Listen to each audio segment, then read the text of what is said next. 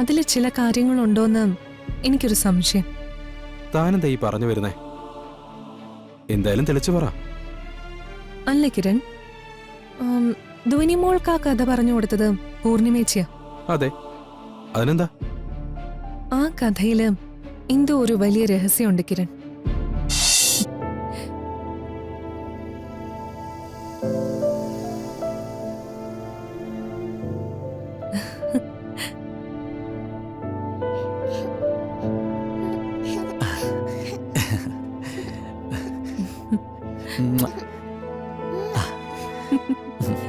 എന്താ മോളെ, എന്തു പറ്റി?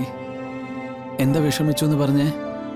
ധ്വനിമോളുടെ ഈ വിഷമത്തിന് കാരണം ചേട്ടനും പൂർണ്ണചേച്ചിയും തന്നെയാ. അതെ, നിങ്ങൾ തമ്മിൽ പല പ്രശ്നങ്ങളും ഉണ്ടായിരിക്കും. പക്ഷെ അതൊന്നും ധ്വനിമോളെ ബാധിക്കാതെ ശ്രദ്ധിക്കണം. കാര്യങ്ങളെല്ലാം നിങ്ങൾക്കറിയാവുന്നല്ലേ, എന്നിട്ട് ഇങ്ങനെ പറഞ്ഞാലോ? കാര്യങ്ങളെല്ലാം ഞങ്ങൾക്കറിയാവുന്നതുകൊണ്ട് തന്നെയാ ഇങ്ങനെ പറയുന്നത്. സഞ്ജയ് ചേട്ടനും പൂർണിമേച്ചയും തമ്മിൽ പരസ്പരം ക്ഷമിക്കാൻ പറ്റാത്തതായ ഒരു പ്രശ്നവും ഇപ്പൊ നിലവിലില്ല. പിന്നെ എന്തിനാ ഈ വാശി? ആരെങ്കിലും ഒരാള് തോറ്റുകൊടുത്താ അതിൽ ഏറ്റവും കൂടുതൽ സന്തോഷിക്കുന്നത് ഈ കുഞ്ഞായിരിക്കില്ലേ? ഇന്ന് തന്നെ ധ്വനിയുടെ പ്രായത്തിലുള്ളൊരു കുഞ്ഞിന് ആ കുട്ടിയുടെ പാരന്റ്സ് ചോറ് വാരി കൊടുക്കുന്നത് കണ്ട് മോൾ ഒരുപാട് വിഷമിച്ചു. ധ്വനിയുടെ സങ്കടം കണ്ടിട്ടാ ഞങ്ങൾ ചേട്ടനെ വിളിച്ചത്. മോള് എന്തിനാ വിഷമിച്ചത്? അച്ഛനില്ലേ കൂടെ? എന്റെ മോൾ എപ്പോൾ ആഗ്രഹിച്ചാലും അച്ഛൻ ഓടി വരും.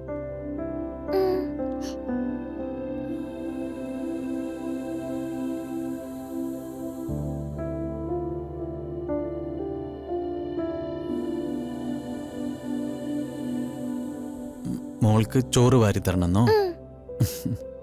അതിനെന്താ, അച്ഛൻ വാരിത്തരാട്ടോ.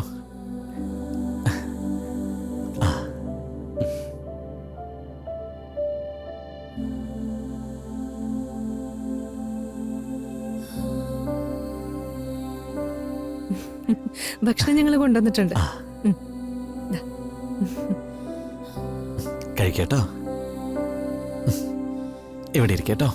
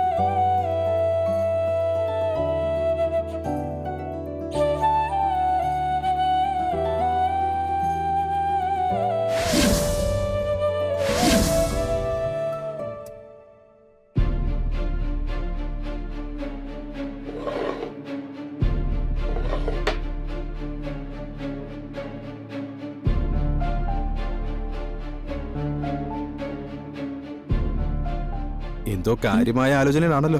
എന്തു പറ്റി? ഞാൻ ധ്വനിമോൾ എഴുതിയ കഥയെക്കുറിച്ച് ചിന്തിക്കായിരുന്നു. കഥയെക്കുറിച്ച് ചിന്തിക്കുന്നു? അതിലിപ്പോ എന്താ ഉള്ളേ? അതിൽ ചില കാര്യങ്ങളുണ്ടോന്ന് എനിക്കൊരു സംശയം. താനെന്താ ഈ പറഞ്ഞു വരുന്നേ? എന്തായാലും തെളിച്ചു പറ. അല്ല കിരൺ, ധ്വനിമോൾക്ക് ആ കഥ പറഞ്ഞു കൊടുത്തത് പൂർണിമേച്ചിയാ. അതെ, അതിനെന്താ? ആ കഥയില് എന്തോ ഒരു വലിയ രഹസ്യമുണ്ട് കിരൺ. ആ കഥ വായിച്ചത് മുതല് ആ കഥയിലെ ചില കഥാപാത്രങ്ങള് എന്റെ മനസ്സിൽ നിന്ന് പോകുന്നില്ല. അതിൽ പറയുന്നൊരു കഥാപാത്രം എന്റെ അമ്മയാണോ എന്ന് എനിക്ക് സംശയമുണ്ട്. അതെന്താ എനിക്ക് അങ്ങനെ തോന്നാൻ? അങ്ങനൊരു കൃത്യമായ കാരണമൊന്നും പറയാൻ എനിക്കറിയില്ല. പക്ഷേ എന്റെ മനസ്സങ്ങനെ പറയുന്നു. തനിക്ക് അങ്ങനൊരു സംശയം ഉണ്ടെങ്കിൽ അത് പൂർണ്ണിമയോട് തന്നെ ചോദിക്കാൻ പാടില്ലേ?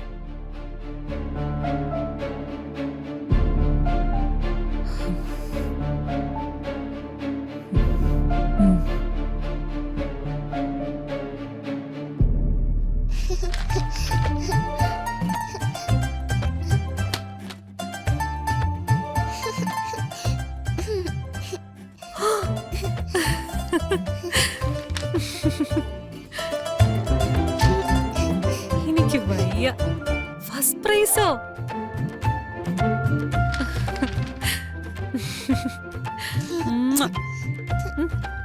ആ, എല്ലാരോടും പറയാം.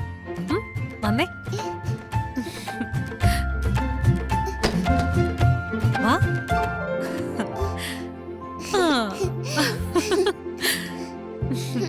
ഉമ്മതാ.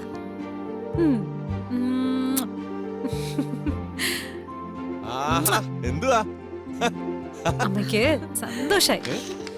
അങ്ങനെ നമ്മുടെ ധ്വനിക്കുട്ടിക്ക് കഥാരചനയ്ക്ക് 1ാം സമ്മാനം കിട്ടിയിരിക്കുകയാണ്.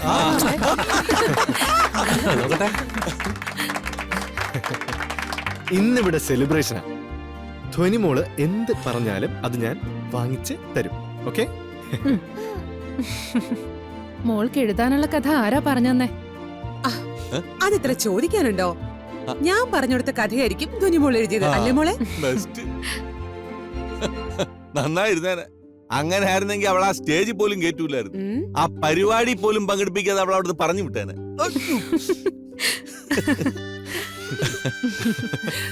ആര് പറഞ്ഞു കൊടുത്ത കഥയാണെങ്കിലും എഴുതിയത് ധ്വനിമോള് തന്നെയല്ലേ? ആ, അതാണ്. അപ്പൊ മുഴുവൻ ക്രെഡിറ്റും ധ്വനിമോൾക്ക് മാത്രമുള്ളതാ. അത് കഥ ഏതാന്ന് അറിയാൻ വേണ്ടി ചോദിച്ചതാ. ആ, ഓ, അപ്പൊ അമ്മ പറഞ്ഞു തന്ന കഥ എഴുതിയതല്ലേ? ചേച്ചി, ധ്വനിമോൾ എഴുതിയ കഥ ഞാൻ സ്കൂളിൽ വെച്ച് വായിച്ചിരുന്നു. നല്ല കഥയായിരുന്നു. ആഹാ. ആ കഥ വായിച്ചപ്പോ അത് നടന്ന സംഭവങ്ങളെ വേറൊരു ആംഗിളിൽ പറഞ്ഞ പോലെ തോന്നി.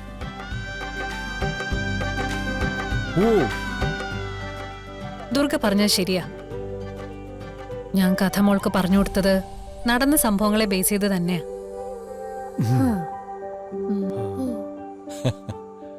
ആ കഥയിൽ വരുന്ന 2 നല്ല ശക്തികളിലൊന്ന് എന്റെ അച്ഛൻ തന്നെയാ. സമൂഹത്തിലെ അനീതിക്കെതിരെ സ്വന്തം പേന കൊണ്ട് പടപൊരുതിയ ഒരു ജേർണലിസ്റ്റ്. രണ്ടാമത്തെ നല്ല ശക്തി ഒരു ലേഡി പോലീസ് ഓഫീസർ.